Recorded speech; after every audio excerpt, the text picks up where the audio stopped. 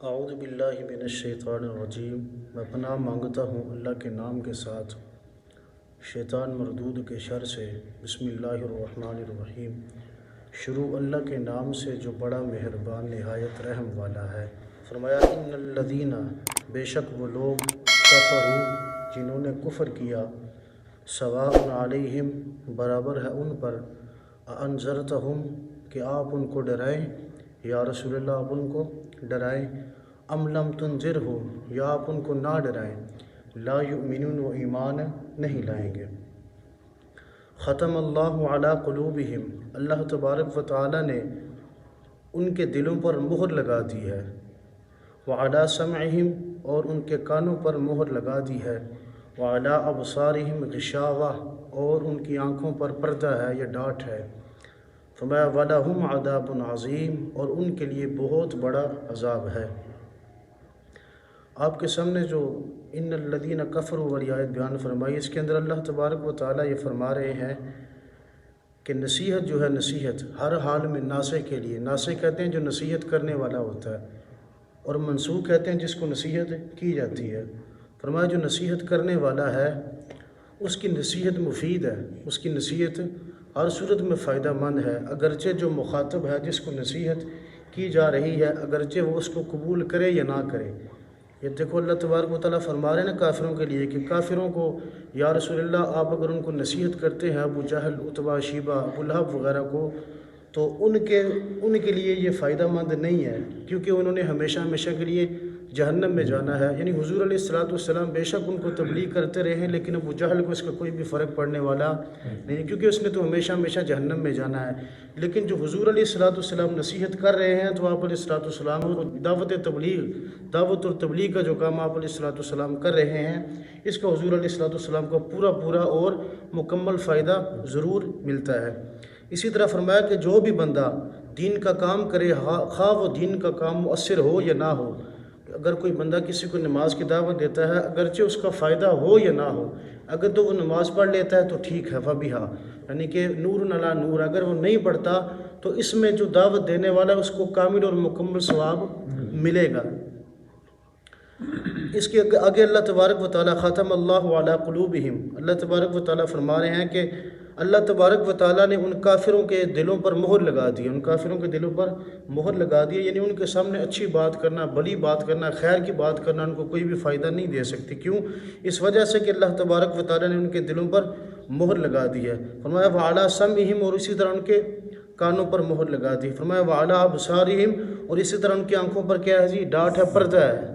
فرمایا غشاوہ وَلَهُمْ عَذَابٌ عَظِيمٌ، اور ان کے لیے بہت بڑا عذاب ہے۔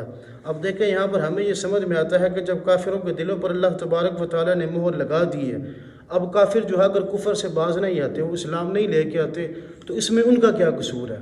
اللہ تبارک و تعالیٰ نے مہر لگا دی ہے، اور اسی طرح اللہ تبارک و تعالیٰ نے ان کے کانوں پر بھی مہر لگا دی ہے، تو اب ان کا کیا قصور ہے؟ جب اللہ نے مہر لگا دی، اللہ خالق ہے، اللہ مالک ہے، اللہ رازق ہے، رب ہے، اور کافر مخلوق ہے، تو جب رب نہ چاہے کوئی ایمان لے کے آئے تو کیسے مخلوق ایمان لے کے آ سکتے؟ سوال بنتا ہے نا جی۔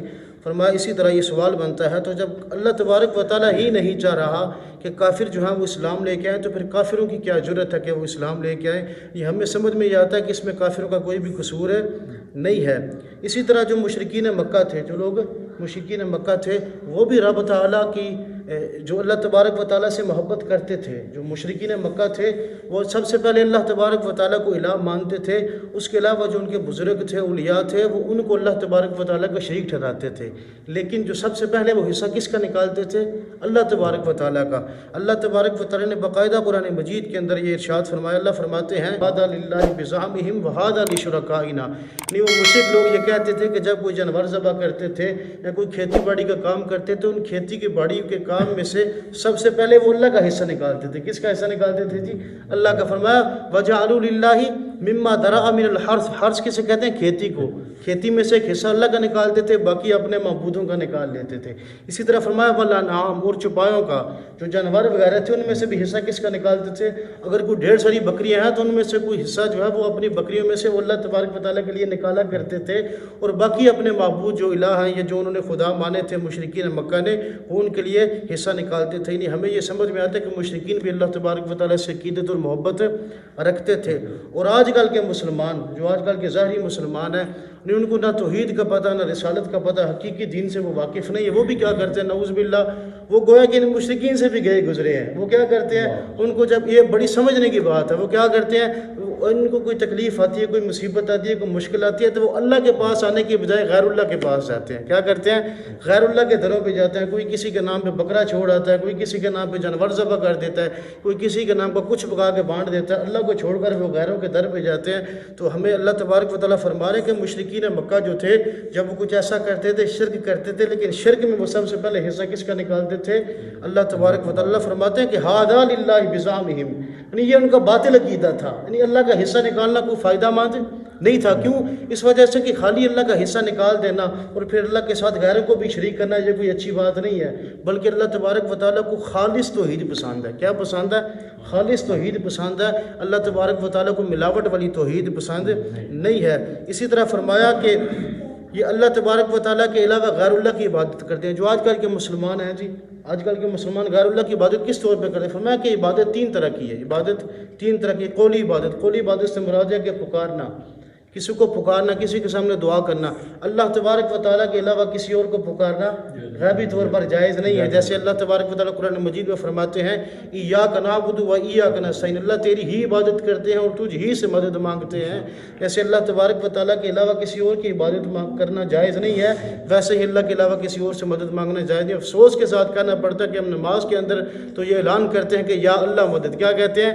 یا اللہ مدد. جب ہم نماز سے باہر جاتے ہیں تو ہم غیر اللہ سے مدد مانگتے ہیں، جبکہ اللہ فرماتے ہیں کہ یہ ٹھیک نہیں ہے. اسی طرح فرمایا کہ دوسرا ہے مالی عبادت. کون سی عبادت جی؟ مالی عبادت. اللہ کے علاوہ کسی اور کے لیے مال خرچ کرنا، اس میں اللہ کے علاوہ کسی اور کی رضا ہو. جیسے کہتے ہیں نا نظر اللہ نیاز حسین، کہتے ہیں نا، یہ بالکل بھی جائز نہیں ہے. کیونکہ مالی عبادت جو ہے صرف اللہ کے ساتھ خاص ہے. مالی عبادت، قولی عبادت، یہ کس کے ساتھ خاص ہے؟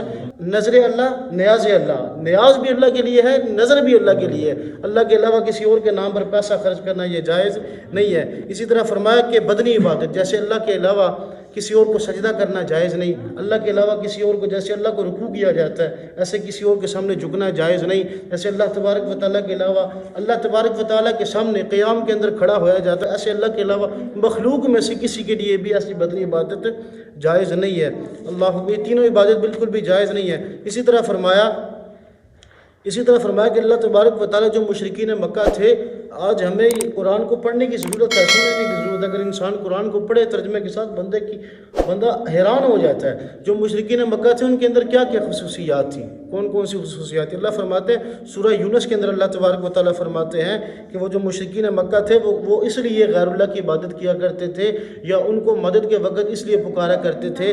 اسی طرح ان کے نام پر بکرے شکرے یہ سب کچھ اس لیے ذبح کیا کرتے تھے. وہ کہتے تھے ہؤلاء شفعاؤنا عند اللہ، یہ ہماری اللہ تبارک و تعالیٰ کے ہاں شفاعت کریں گے، یہ ہماری اللہ کے ہاں سفارش کریں گے. ہم اس لیے ان کی عبادت کرتے ہیں، ہم اس لیے ان کو غیبی طور پہ پکارتے ہیں کہ یہ اللہ تبارک و تعالیٰ کے ہاں ہماری شفاعت کریں گے. اسی طرح آج کل کے جو سادہ مسلمان ہیں وہ کہتے ہیں کہ ہماری اللہ تبارک و تعالیٰ تک رسائی نہیں ہے، ہم ڈائریکٹ اللہ تبارک و تعالیٰ تک نہیں پہنچ سکتے. ہم ڈائریکٹ اگر اللہ کو پکارتے تو اللہ ہماری پکار کو نہیں سنتا، اس لیے ہم مزاروں پہ جا کر، درباروں پہ جا کر ہم کیا کرتے ہیں جی؟ ہم ان کو کہتے ہیں کہ تم اللہ کو بلاؤ. حالانکہ ایسی بات نہیں ہے، حالانکہ ایسے اللہ ڈائریکٹ سنتا ہے. اور یہ مثالیں دیتا ہے، کوئی صدر کی مثال دیتا ہے، صدر تک پہنچنے کے لیے تمہیں وزیر کی مشیر کی ضرورت پڑتی ہے. اور اسی طرح کہتے ہیں G D P O D C او تک پہنچنے کے لیے تمہیں ماتحتوں کی ضرورت پڑتی ہے. تو اسی طرح اللہ تبارک و تعالیٰ سورہ زمر کے اندر فرماتے ہیں کہ وہ جو مشرکین تھے وہ کہتے تھے ما نعبدہم الا لیقربونا الی اللہ زلفیٰ، کہ ہم غیر اللہ کی عبادت، ہم اولیاء کرام کے جو معبود تھے ان کی عبادت اس وجہ سے کرتے ہیں تاکہ یہ ہمیں اللہ کے قریب کر دیں، تاکہ یہ ہمیں اللہ کے قریب کر دیں. اس وجہ سے ان کے نام پہ بکرے ذبح کرتے ہیں، اس وجہ سے ان کے نام پہ دیوے جلاتے ہیں. اسی طرح ہم اس وجہ سے ان کو غیر اللہ، ان کو غیبی طور پہ پکارتے ہیں، جبکہ یہ کہتے ہیں کہ ہمیں یہ اللہ تبارک و تعالیٰ تک پہنچاتے ہیں، تو لہٰذا یہ ہماری سیڑھیاں ہیں، لہٰذا ہم ان کے اوپر چڑھ کے جو ہے وہ اللہ تبارک و تعالیٰ تک پہنچاتے ہیں. تو اللہ تبارک و تعالیٰ سورہ نحل کے اندر فرماتے ہیں فلا تضربوا للہ الامثال، یہ جو صدر مملکت، یہ D P O D C او کی مثالیں ہیں نا، یہ اللہ کے لیے پیش نہ کرو، یہ اللہ کے لیے پیش نہ کرو، بلکہ اللہ تبارک و تعالیٰ فرماتے ہیں نحن اقرب الیہ من حبل الورید، میں تو تمہاری شارک سے بھی زیادہ قریب ہوں، میں تمہاری اشارت سے بھی زیادہ قریب ہوں جب تم مجھے پکارتے ہو ادعونی استجب لکم۔ اللہ تو خود کہتے ہیں تم مجھے پکارو میں تمہاری پکار کو سنتا ہوں۔ اللہ سننے میں مخلوق میں کسی کا محتاج نہیں ہے، یعنی اگر ہم نے اللہ کو سنانا ہو تو ہم کہیں کہ ہم کسی کا واسطہ یا وسیلہ دے کہ اللہ کو سنائیں۔ اللہ تبارک و تعالیٰ اس چیز کا محتاج نہیں ہے، بلکہ اللہ تبارک و تعالیٰ تمہاری ضروریات کو بھی جانتا ہے اور تمہارے حالات کو بھی جانتا ہے۔ وَإِنَّ اللَّهَ عَلِيمٌ بِذَاتِ الصُّدُورِ ہے، وہ اللہ تبارک و تعالیٰ خوب جاننے والا ہے اور دلوں کے بھیدوں کو جاننے والا ہے۔ اللہ کے علاوہ کوئی خوب جاننے والا نہیں اور کوئی بھی دلوں کے بھیدوں کو جاننے والا نہیں۔ اللہ تبارک و تعالیٰ کو کسی کے ذریعے سے یہ بتانے کی ضرورت نہیں ہے اللہ جی میری مشکل ہے تو ہم کسی دربار میں جائیں اور کہیں جی یعنی اسی دربار کے ذریعے سے اللہ تبارک و تعالیٰ ہماری ضرورت سنے، ایسی کوئی بھی بات نہیں ہے، بلکہ اللہ تبارک و تعالیٰ کو کسی کے ذریعے سے بتانے کی بالکل بھی ضرورت نہیں ہے، بلکہ اللہ تبارک و تعالیٰ تو فرماتے ہیں یا ایھا الناس، کیا فرماتے ہیں؟ یا ایھا الناس۔ یا ایھا الناس میں کافر بھی آتا ہے، مسلمان بھی آتا ہے۔ اللہ تو فرماتے ہیں یا ایھا الناس انتم الفقراء الی اللہ، تم سارے کے سارے میرے در کے فقیر ہو، تم سارے کے سارے میرے در کے منگتے ہو، میرے در کے سوالی ہو۔ انبیاء، اولیاء، شہداء، صلحاء، نجباء، اتقیاء، سارے کے سارے ایک اللہ کے در کے فقیر ہیں۔ اللہ فرماتے ہیں انتم الفقراء الی اللہ، تم سارے کے سارے میرے در کے فقیر ہو، مجھ ہی سے مانگو، میں ہی تمہاری مشکلیں حل کروں گا، میں ہی تمہارا مشکل کشا ہوں، میں ہی تمہارا حاجت روا ہوں، میں ہی تمہاری ساری کی ساری ضرورتیں پوری کروں گا۔ اسی لیے رسول پاک علیہ الصلوۃ والسلام نے فرمایا کہ جب بھی سوال کرنا ہو تو کس سے کرو؟ وَإِذَا اسْتَعَنْتَ فَاسْتَعِنْ بِاللَّهِ، جب بھی مدد مانگنی ہو تو کس سے مانگو؟ ایک اللہ سے مانگو۔ وَإِذَا سَأَلْتَ فَاسْأَلِ اللَّهِ، جب بھی سوال کرو تو کس سے کرو؟ ایک اللہ سے مانگو۔ اس لیے اکبر الہ آبادی نے بڑا خوبصورت شعر فرمایا، فرمانے لگے جو بھی مانگنا ہو اس کے در سے مانگا ہے اکبر، جو بھی مانگنا ہو اس ایک کے در سے مانگا ہے اکبر، یہی وہ در ہے کہ ذلت نہیں رسوائی کے بعد۔ یہ اللہ ہی کی ذات ہے، اللہ سے جتنا مانگا جائے اللہ تبارک و تعالیٰ فرماتے اور مانگ میں عطا کرنے والا ہوں۔ وہ ایک داتا ہے، وہ ایک عطا کرنے والا ہے، اللہ کے علاوہ کوئی داتا نہیں، کوئی عطا کرنے والا نہیں۔ اسی طرح جو مشرکین مکہ تھے وہ بھی اللہ تبارک و تعالیٰ سے عقیدت رکھتے تھے، قرآن سے